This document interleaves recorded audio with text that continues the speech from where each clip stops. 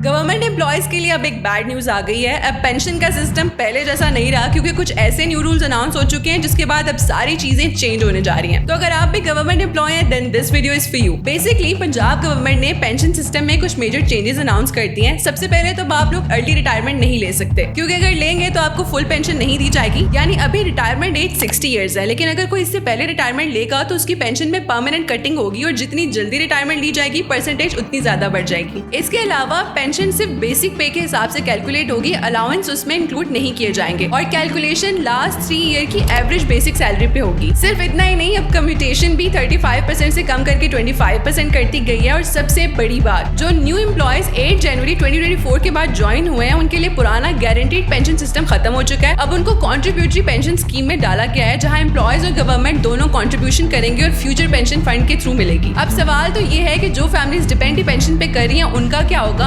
आप लोगों का इस बारे में क्या ख्याल है, कमेंट्स में जरूर बताएं।